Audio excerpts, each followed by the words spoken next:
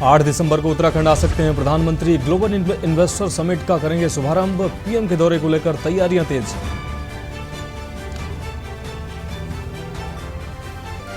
हल्द्वानी दौरे पर मुख्यमंत्री पुष्कर सिंह धामी। ईजा वेणी महोत्सव का भव्य आयोजन। मुख्यमंत्री धामी जिले को 713 करोड़ की योजनाओं की सौगात देंगे। मजदूरों के परिवार के साथ सीएम धामी ने खाना खाया। श्रमिकों के साथ जमकर थिरके सीएम धामी। मजदूरों के परिवार संग मनाई खुशी।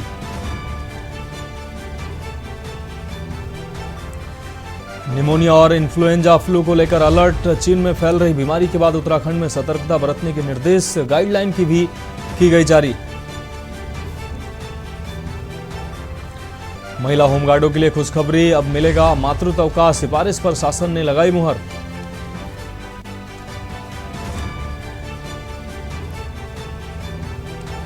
और केदारनाथ में लगातार हो रही भारी बर्फबारी से 2 इंच जम गई बर्फ। बर्फबारी मौसम का मिजाज बदलने से बढ़ी ठंड।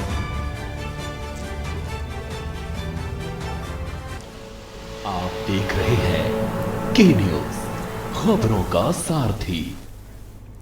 नमस्कार, उत्तराखंड की खबरों के साथ मैं हूं मनोज मानस। अब रुख करेंगे विस्तार से खबरों का।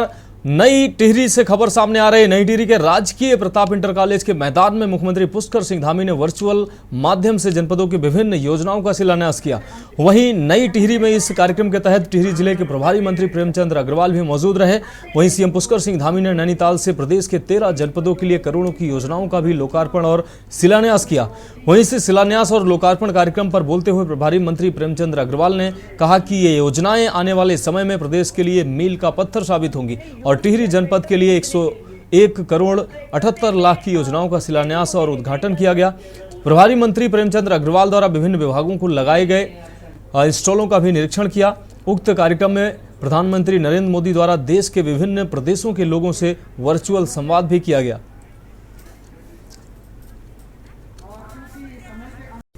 शिलान्यास करते हैं, फिर उसका ही लोकार्पण करते हैं ताकि जनता को ये लगे कि ये सरकार काम वाली सरकार है, प्रदेश के विकास वाली सरकार है। तो पूरे प्रदेश के आज हल्द्वानी से माननीय मुख्यमंत्री जी जितनी भी योजनाएं उनका शिलान्यास और उद्घाटन कर रहे हैं।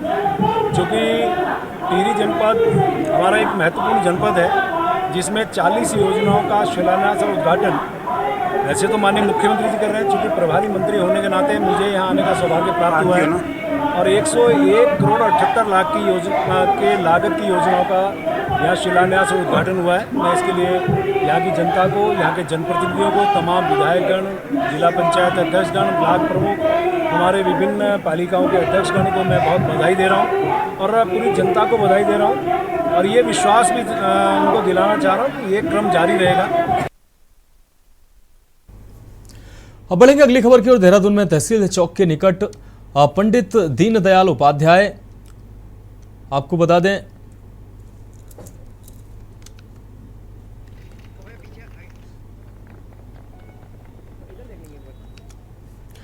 पंडित दीनदयाल उपाध्याय पार्क का शहर के मेयर सुनील उनियाल गामा ने रिबन काटकर जीर्णोद्धार किया। इसके साथ ही अंग्रेजी शासनकाल के दौरान भाव चलित रोड रोलर का भी रिबन काटकर जीर्णोद्धार किया। इस दौरान उन्होंने कहा कि शहरवासियों के लिए बने इस पार्क को नगर निगम में समय समय पर उचित देखरेख व मरम्मत का कार्य किया। वहीं ब्रिटिश कालीन 1903 का भाव चलित इंजन जो शहर की एक महत्वपूर्ण धरोहर भी है, उसकी भी डेंटिंग पेंटिंग का कार्य नगर निगम के द्वारा करवाया गया।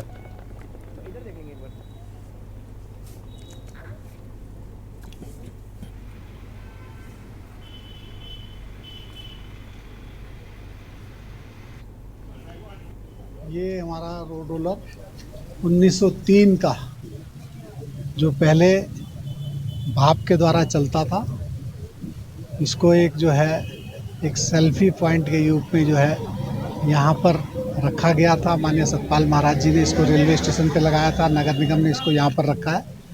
मैं माननीय अशोक वर्मा जी का, माननीय लालचंद शर्मा जी का और सभी क्षेत्रवासियों को बहुत बहुत बधाई देता हूँ, उनका धन्यवाद करता हूँ कि उन्होंने मेरा इस ओर ध्यान आकर्षित किया और इस जो इंजन है, जो इसकी दुर्दशा थी, इसको ठीक करने का मुझे अवसर मिला। इसके लिए मैं अपने आदरणीय वर्मा जी का बहुत बहुत धन्यवाद, आभार व्यक्त करता हूँ। बढ़ेंगे अगली खबर की ओर। देहरादून पुलिस लाइन में आज डीजीपी अशोक कुमार के लिए उनके कार्यकाल समाप्ति के अवसर पर विदाई समारोह का आयोजन किया गया। इस दौरान उत्तराखंड पुलिस के तमाम आला अधिकारी भी कार्यक्रम में मौजूद रहे। आपको बता दें कि आज पुलिस महानिदेशक अशोक कुमार के कार्यकाल का आखिरी दिन है और वहीं नए डीजीपी के तौर पर अभिनव कुमार पदभार ग्रहण कर पुलिस महानिदेशक की कमान संभालेंगे। इस दौरान अभिनव कुमार ने अपनी प्राथमिकताएं भी बताई, जिसमें उन्होंने कहा कि पुलिस कर्मियों के लिए हाउसिंग योजना को धरातल पर उतारना उनकी प्राथमिकता रहेगी। साथ ही पुलिस कर्मियों के बच्चों को अच्छी शिक्षा मिल सके, इसके लिए भी वह प्रयासरत रहेंगे। साथ ही अभिनव कुमार ने बताया कि प्रदेश में बढ़ते ड्रग्स के चलन, बिगड़ती कानून व्यवस्था और ट्रैफिक पर उनका विशेष ध्यान रहेगा।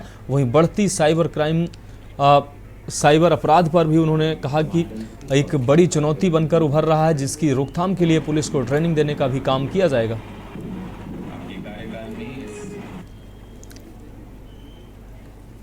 मैं सिंपल सा कहना चाहूँगा कि हमारा एक जो मोटो है उत्तराखंड पुलिस का, मित्र पुलिस है। लेकिन ये मित्र पुलिस सिर्फ सभ्य नागरिकों के लिए है और मेरा ऐसा मानना है कि जो हमारे प्रदेश में बाहर से आके अपराध करते हैं, जो यहाँ दुर्दांत अपराधी हैं, कई जो जेल में बैठ के अपराध करते हैं इस तरीके के, तो उनके लिए हम मित्र पुलिस नहीं काल पुलिस बन के उभरेंगे। बढ़ेंगे अगली खबर की ओर। हल्द्वानी में मुख्यमंत्री धामी ने ईजा बेड़ी महोत्सव में शिरकत की है। इस दौरान उन्होंने नैनीताल जिले को 713 करोड़ की योजनाओं की सौगात भी दी है। मुख्यमंत्री धामी की का जगह जगह पर महिलाओं के द्वारा पुष्प वर्षा कर कलश यात्रा निकालकर भव्य स्वागत किया गया। इस कार्यक्रम में हजारों की संख्या में महिलाएं पहुंची थीं। मुख्यमंत्री धामी ने समाज में बेहतर कार्य करने वाली महिलाओं को सम्मानित किया। इस दौरान मुख्यमंत्री धामी ने बताया कि जिस तरह मातृशक्ति ने यहाँ अभिनंदन किया है, ऐसा पहली बार हुआ है जब उन्हें इतनी बड़ी संख्या में महिलाओं को सम्मानित करने का मौका मिला है। इस दौरान मुख्यमंत्री ने समाज में उत्कृष्ट कार्य करने वाली कई महिलाओं को सम्मानित किया। कन्या पूजन करते हुए बच्चियों को टीका लगाकर उनकी पूजा की।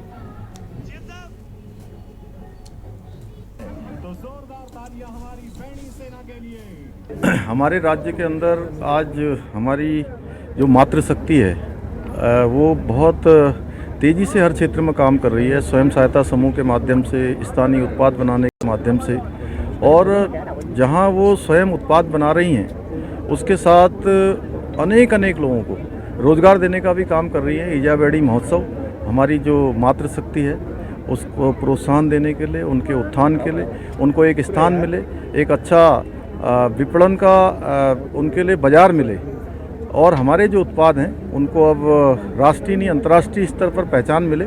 उसके लिए हम बहुत जल्दी हमारे मंत्रिमंडल ने हमने फैसला कर लिया है कि हम एक बड़ा कोई नाम लेकर, जिसको कि हिमालय हाउस जैसा कोई नाम लेंगे, उस नाम के अंतर्गत सारे प्रोडक्टों को लाएंगे और उसकी अच्छी ब्रांडिंग करेंगे, जिससे कि सबको एक अच्छा बाज़ार मिलेगा और उनके जो उत्पाद हैं वो आसानी से बाजार को उपलब्ध हो पाएंगे, उनको भी अच्छी उनकी आजीविका बढ़ेगी, व्यापार बढ़ेगा। और आज यहाँ पे ईजा बेड़ी जो पुरस्कार मिला है ऐपण कला के क्षेत्र में मुझे यहाँ पे मिला है और इसके ऐपण कला के संरक्षण और संवर्धन के लिए जो पुरस्कार मिला, इसके लिए मुझे बहुत ज़्यादा खुशी है। और ये जो पुरस्कार है ये मैं यहाँ की सारी महिला शक्ति जिनने पीढ़ी दर पीढ़ी इस ऐपण कला को आगे बढ़ाया है, संजो के रखा है, उनको मैं ये समर्पित करती हूँ। और हमारी जो पूरी मीनाकृति की टीम है जो पूरे उत्तराखंड में ऐपण कला पे काम करी, उनको भी बहुत सारी बधाई देती हूँ कि उनके जो प्रयास थे लोक कला को रोजगार से जोड़ने का और मातृशक्ति को यहाँ पे रोजगार प्रदान करने का, वो मुहिम आज हमारी सफल होती हुई दिख रही है। और मुख्यमंत्री जी का भी बहुत बहुत आभार व्यक्त करते हैं इस पुरस्कार के लिए। पूरे जिले से सभी हमारी सम्मानित ईजा बेड़ियां यहाँ पर आई हैं, मैं उनका स्वागत और अभिनंदन करता हूँ। और सारे लोगों को यहाँ पे माननीय श्री नरेंद्र मोदी जी की जो विचार है मातृ वंदना, उसकी झलक यहाँ पर दिखाई जा रही है। उसी क्रम में हम सब जानते हैं हमारे युवा मुख्यमंत्री श्रीमान पुष्कर सिंह धामी जी द्वारा महिलाओं के उत्थान और उनके सशक्तिकरण के कितने कार्य किए जा रहे हैं, वो उत्साह यहाँ पर दिख रहा है, वो जोश यहाँ पर दिख रहा है। हमारी बेड़ी ईजा जो उन्होंने उत्कृष्ट कार्य किए हैं, जो स्वयं सहायता समूह में कार्य करती हैं या विभिन्न सेवाओं में अपनी सेवाएं दे रही हैं, वो आज इस कार्यक्रम में प्रतिभाग करके महिला सशक्तिकरण को एक पायदान और ऊपर ले जा। अब बढ़ेंगे अगली खबर की ओर। लिंक ऋषिकेश एम्स के 3 सदस्यीय डॉक्टर की टीम ने संयुक्त प्रेस वार्ता में बताया कि बीते रोज चिलन्यासी सोण से एयरलिफ्ट करके ऋषिकेश एम्स में 41 श्रमिकों को स्वास्थ्य परीक्षण और बेहतर उपचार के लिए लाया गया था, जिन्हें लगभग 24 घंटे विशेषज्ञ डॉक्टरों की निगरानी में सभी श्रमिकों का चेकअप किया गया। श्रमिकों की मेडिकल रिपोर्ट नॉर्मल आने के बाद सभी श्रमिकों को ऋषिकेश एम्स से डिस्चार्ज कर दिया गया है, जो अपने परिजनों के साथ ऋषिकेश एम्स से रवाना हो गए।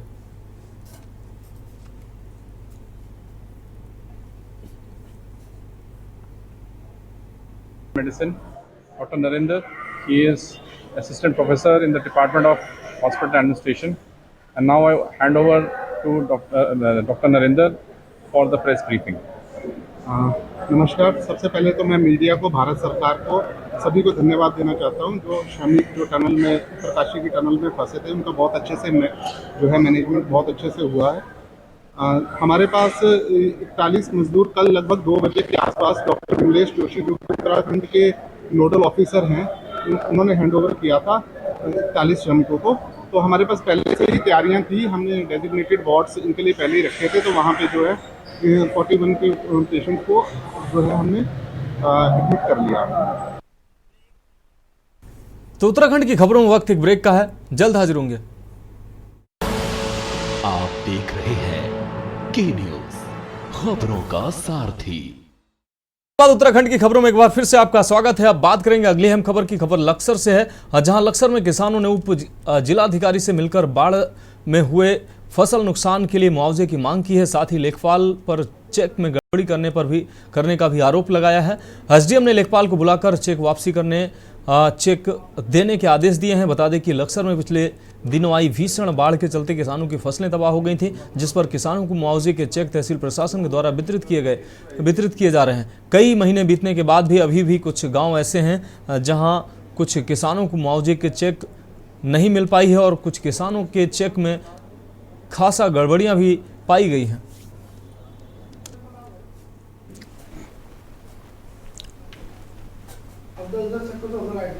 आपको पता है कि 8वें महीने में बाढ़ आई थी सबसे पहले शुरू में, और जो मुआवजे के उस समय चेक बने थे, आज 4 महीने हो गए, बहुत से लोगों को वो चेक वो आज तक नहीं मिले वापिस। आप तहसील में आते हो, पटवारी के पास जाओ तो कार्मिकों के द्वारा भेज जगह, और रजिस्ट्रार के द्वारा भेज जगह, कोई तहसीलदार के द्वारा भेज जगह, कोई एसडीएम द्वारा भेज जगह, और कोई सुनने वाला नहीं इस तहसील में। एसडीएम साहब प्रयास कर रहे हैं, सरकार ने पैसा दिया, खाते में पैसा पड़ा, लेकिन कुछ बिल्कुल कामचोर अधिकारी है जो अपनी जिम्मेदारी से काम नहीं करना चाह रहे, और जब भी आओ उसके पास चला जाए, इसके पास चला जाओ। अगर इन्होंने आज चेक बनाए तो ठीक है। जब आपना में जो बाढ़ आई है उसके चेक को लेकर एक लिस्ट बनी थी पूरक और एक बनी अनुपूरक। जो पूरक में नाम छुट गए तो हमने अनुपूरक में लिस्ट पटवारी से बनवाई थी।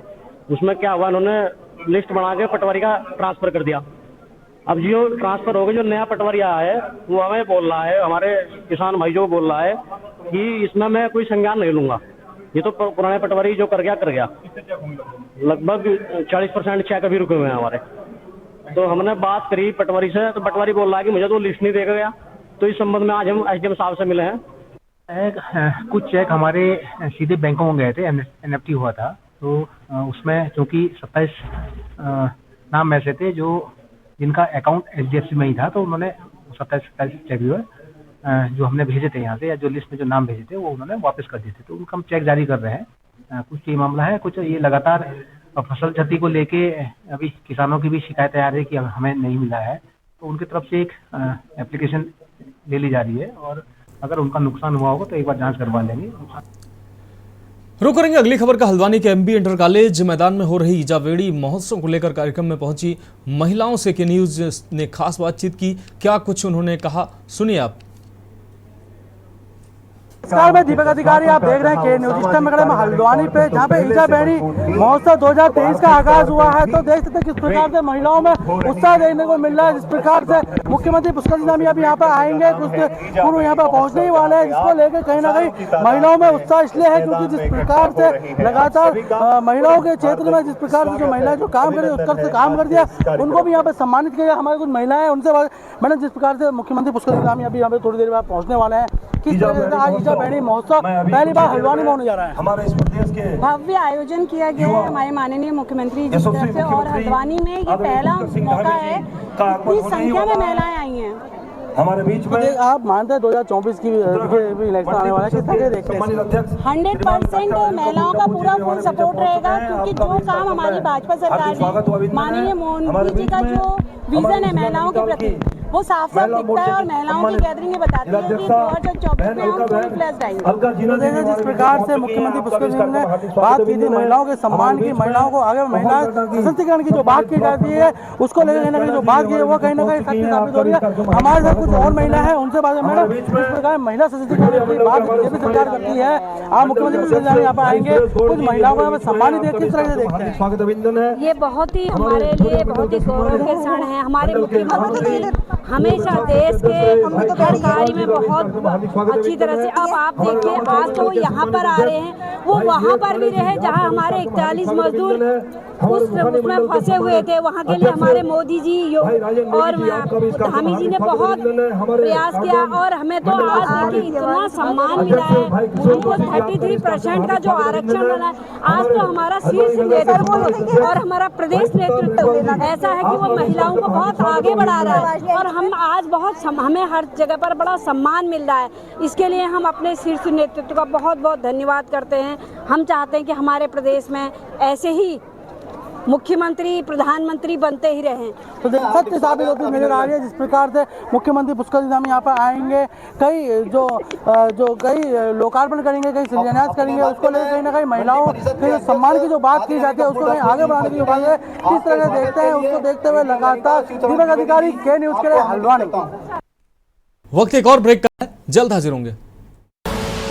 आप देख रहे हैं के न्यूज खबरों का सारथी। ब्रेक के बाद एक बार फिर से उत्तराखंड की खबरों में आपका स्वागत है। रुक करेंगे अगली खबर का। उत्तरकाशी की सिलकारा टनल में मजदूरों को बाहर निकालने के बाद विपक्ष ने सरकार पर सवालों की बौछार कर दी है। कांग्रेस प्रदेश उपाध्यक्ष सूर्यकांत धस्माना ने कांग्रेस मुख्यालय देहरादून में प्रेस वार्ता कर कांग्रेस आपको बता दें सरकार से कई सवाल पूछे। उनका कहना है कि सरकार जश्न में डूबकर सवालों से बच नहीं सकती। सूर्यकांत धस्माना ने सरकार से पूछा है कि संबंधित कंपनी पर सरकार ने अब तक कार्रवाई क्यों नहीं की। इसके अलावा सरकार से टनल में फंसे मजदूरों को 10-10 लाख रुपए मुआवजा देने जाने संबंधी आपको बता दें सभी निर्माण टनल को सेफ्टी ऑडिट किए जाने, निर्माण कार्यों में सुप्रीम कोर्ट की गाइडलाइन का पालन किए जाने की मांग कांग्रेस ने की है।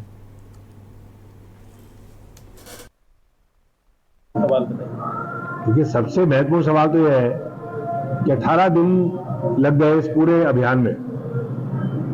इसका मतलब कोई कोऑर्डिनेशन ही नहीं था। रेड होल माइनर्स जब से आए 36 घंटे के अंदर ये पूरा अभियान कामयाब हो गया। इसका मतलब आपकी आपदा का कोई पूर्वानुमान, आपदा आने की कोई तैयारी न राज्य सरकार की न केंद्र सरकार की कोई तैयारी नहीं थी।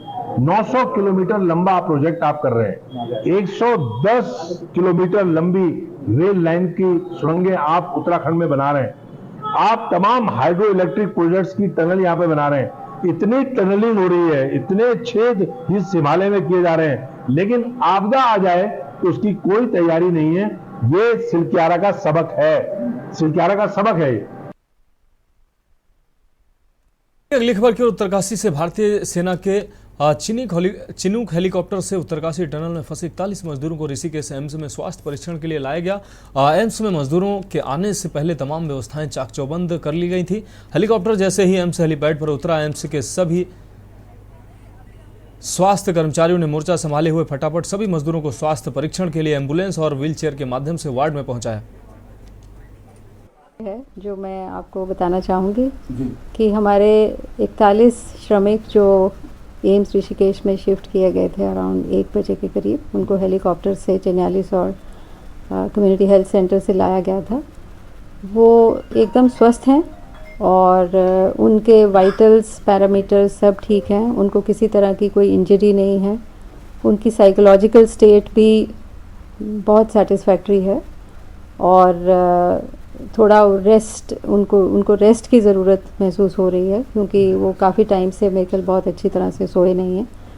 तो मेनली ओवरऑल तो उनको कोई लाइफ थ्रेटनिंग प्रॉब्लम नहीं है और कोई बीमारी भी नहीं है, इसलिए हम उनको पेशेंट भी नहीं कह रहे हैं, उनको हम नॉर्मल इंडिविजुअल्स की तरह ट्रीट कर रहे हैं। लेकिन उनको हमें थोड़ी मॉनिटरिंग करने की ज़रूरत थी, क्योंकि कई बार ऐसा होता है कि आप फिज़िकल अपीयरेंस से नहीं पता लगा पाते जब, तो जैसे उनका किडनी फंक्शन, उनका चेस्ट एक्सरे, उनका हार्ट का ECG, ये सब इन्वेस्टिगेशंस हमने की हैं। तो वो अभी सारी इंटरप्रिटेशन उनकी चल रही है, तो उसको देखते हुए मतलब मोस्ट लाइकली वो ठीक होगा। कई बार प्री एग्जिस्टिंग प्रॉब्लम्स भी कई लोगों में होती हैं, तो उनका भी अगर ज़रूरत पड़ेगी तो इलाज हो सकता है। लेकिन एज सच अभी कोई सिम्टोमेटिक नहीं है किसी पेशेंट को, मतलब किसी भी पर्सन को ऐसी प्रॉब्लम नहीं है कि उसको किसी इमीडिएट दवाई की ज़रूरत पड़े या कोई इमीडिएट इंटरवेंशन की ज़रूरत पड़े।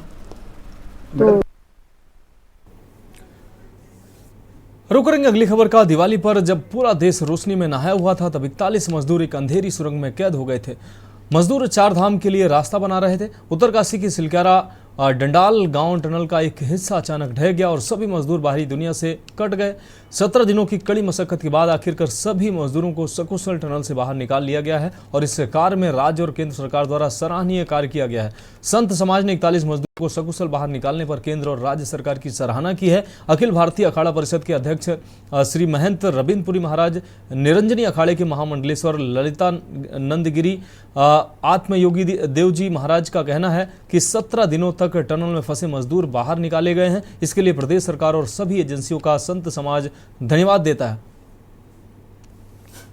टनल में फंसे हुए 41 मजदूर जो श्रमिक बाहर निकले हैं, उसके लिए प्रदेश सरकार को भी और प्रदेश सरकार की उन सारी एजेंसियों को जो लगातार इस पूरे प्रकरण में लगी हुई थी, उन सबको बहुत बहुत बधाई, धन्यवाद। वो 41 मजदूर नहीं थे, वो हमारे भारत के वो नागरिक थे जो इस उत्तराखंड प्रदेश में एक नए आयाम स्थापित कर रहे थे। उनको बचाने के लिए सरकार ने, केंद्र सरकार ने और राज्य सरकार ने बहुत अच्छे प्रयास किए, भरसक प्रयास किए। भगवान की कृपा से ये सब काम हुआ। और दूसरी बात, हमारे सरकार ने, केंद्र सरकार ने, उत्तराखंड सरकार ने, प्रधानमंत्री जी ने, यशस्वी प्रधानमंत्री नरेंद्र मोदी जी ने बिल्कुल संपर्क मुख्यमंत्री जी से वहाँ बना के रखा। प्रधान PMO की वहाँ टीम आई, PMO की टीम का बराबर संपर्क बना रहा, सबका हौसला बढ़ा के रखा और जो वहाँ हर ऑक्सीजन, भोजन की व्यवस्था, कपड़ों की व्यवस्था, हर चीज़ की सुविधा उनको देके उनका मनोबल बढ़ाया।